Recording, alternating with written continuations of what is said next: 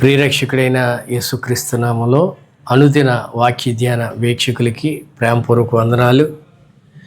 ఆదికాండంలో 24 అధ్యాయాలు గడిచిన దినాల్లో ధ్యానించుకోవటానికి దేవుని కృప చూపారు.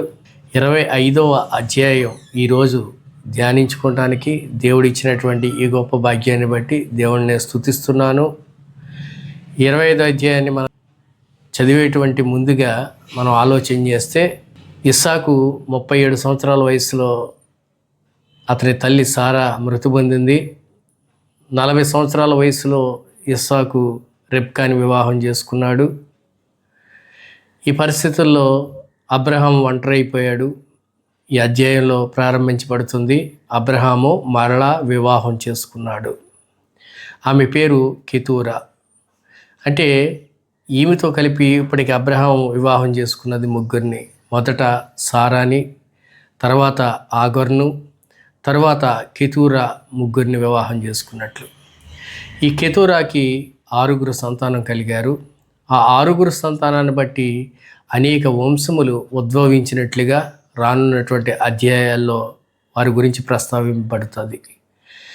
ఇక ఇస్సాక్కి తనకు కలిగినటువంటి ఆస్తినంతటిని కూడా అబ్రహాం ఇచ్చి, తనకు కలిగినటువంటి ఆగరు కెతూరా సంతానాలకి కొన్ని బహుమతులను ఇచ్చి, ఇస్సాకు నుంచి దూరంగా తూర్పు వైపుకి వారిని పంపించేసినట్లుగా అక్కడ వాక్యాధారంగా బయలుపరచబడుతుంది. బహుకాలం గడిచిన వృద్ధాప్యంలోకి అబ్రహాం వచ్చేసాడు. 175 సంవత్సరాలు బ్రతికి ఇది జరిగిన తర్వాత దేవుడు అబ్రహాం కుమారుడైనటువంటి ఇస్సాకును ఆశీర్వదిస్తూ ఉన్నారు. అబ్రహాం రెండవ సంతానమైనటువంటి ఇస్మాయిల్ని కూడా, అబ్రహాము మొదటి సంతానమైనటువంటి ఇస్మాయిల్ని కూడా దేవుడు ఆశీర్వదించారు. పిల్ల తరములు చూసేటట్లుగా అనేక మంది కుమారులని ఇస్మాయిల్ చూసేటట్లుగా దేవుడు చేశారు. ఇస్మాయిల్ సంతతి నుంచి 12 మంది రాజులు ఇస్మాయిల్ వంశం నుంచే వారి కుమారులు వచ్చినట్లుగా కనపడుతుంది. ఇస్మాయిలు 137 సంవత్సరాలు బ్రతికి మృతి పొంది తన పితరుల దగ్గరికి చేర్చబడ్డాడు అని చెప్పి వాక్యంలో రాయబడింది. ఈ అధ్యాయంలో చూసాం. ఇప్పటికే అబ్రహాము ఆదికాండం 11వ అధ్యాయం నుంచి మనం ప్రతిరోజు స్మరణకు తెచ్చుకునేటువంటి అబ్రహాము ఈ 25వ అధ్యాయంలో మన నుంచి దూరంగా వెళ్ళిపోయినట్లుగా మనకు కనపడుతుంది. అలాగే అబ్రహాం మొదటి సంతానమైనటువంటి ఇస్మాయిల్ కూడా 137 సంవత్సరాలు బ్రతికి మన నుంచి దూరం అయిపోయినట్లుగా మనకు కనపడుతుంది. ఇస్సాకు విషయాన్ని మనం ఆలోచన చేసినట్లయితే, సంవత్సరంల వయసు వివాహం అయ్యే సమయానికి, అయితే 60 సంవత్సరాల వరకు కూడా సంతానం లేదు. తను చేసుకున్నటువంటి రెబ్కా గొడ్రాలిగా ఉంది. ఆ విషయమే దేవుని దగ్గర వేడుకుని ప్రార్థించినప్పుడు దేవుడు రెబ్కా గర్భం తెరిచినట్లుగా వాక్యాధారంగా వ్రాయించబడింది. అయితే తను కవలలని తన గర్భంలో ధరించినట్లుగా మనకు కనపడుతుంది.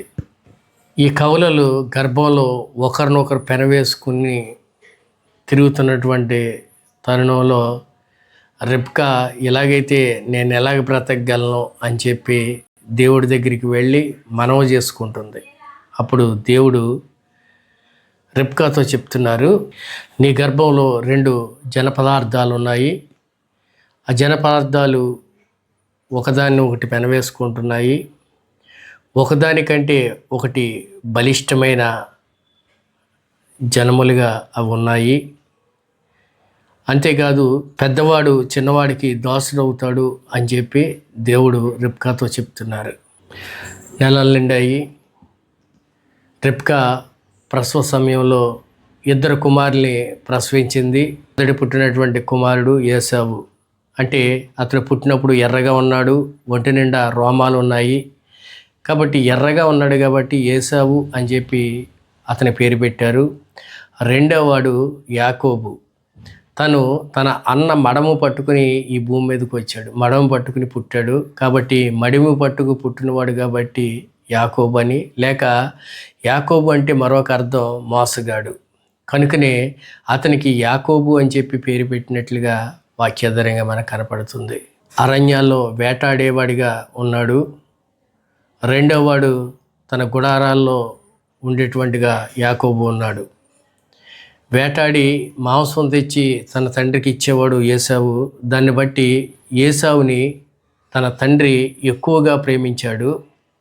ఇక చిన్న కుమారుడు ఎప్పుడూ ఇంట్లోనే ఉండేవాడు కాబట్టి, తన తల్లితో ఎక్కువగా గడిపేవాడు కాబట్టి తల్లి యాకోబుని ఎక్కువగా ప్రేమించినట్లుగా అక్కడ వ్రాయించబడి ఉంది.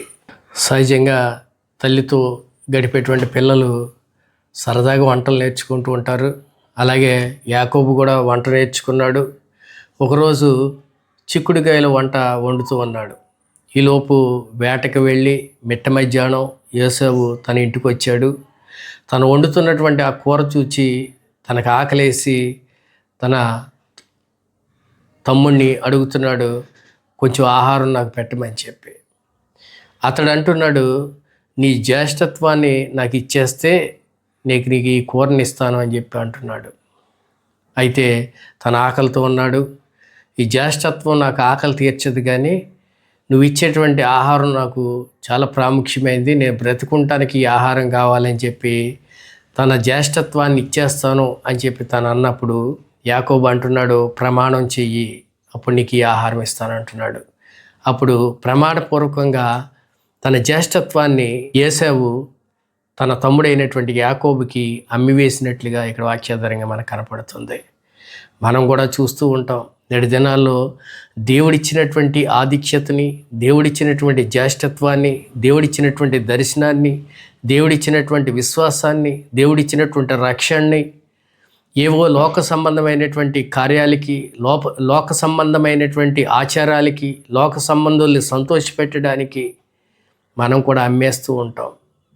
దేవుడిచ్చిన విలువైన వాటిని మనం పోగొట్టుకున్నట్టుగానే దేవుడిచ్చినటువంటి జ్యేష్ఠత్వాన్ని యోసేపు కూడా తిండి కోసం, వాక్యంలో వ్రాయించబడ్డది తర్వాత అధ్యాయాల్లో, ఒక్క పూట కూటి కోసం యోసేపు తన జ్యేష్ఠత్వాన్ని అమ్మివేశాడు అని.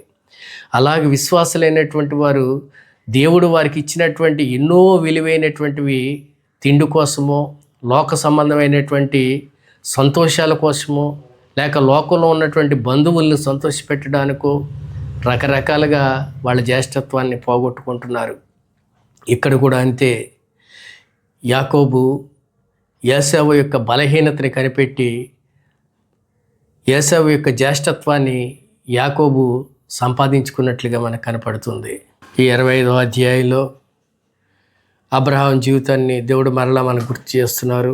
తన భార్య చనిపోయిన తర్వాత మరొక స్త్రీని, కెతూరాని వివాహం చేసుకున్నట్లుగా, తనను బట్టి కూడా 6 సంతానం కలిగి వారు వంశాలు కూడా వృద్ధి చెందినట్లుగా, ఈ విధంగా నలుదిశలా కూడా ఒకవైపు ఇస్సాకు సంతానం, మరొక వైపు ఇస్మాయిల్ సంతానం, మరొక వైపు కెతూరా సంతానం, ఇలాగా కుమారులు వారు విస్తరిస్తున్నట్లుగా, అలాగే నిండు వృద్ధాప్యంలో అబ్రహాము 175 సంవత్సరాల వయసులో చనిపోయినట్లుగా, అలాగే ఇస్మాయిల్ కూడా 137 సంవత్సరాల్లో మృతి పొందినట్లుగా,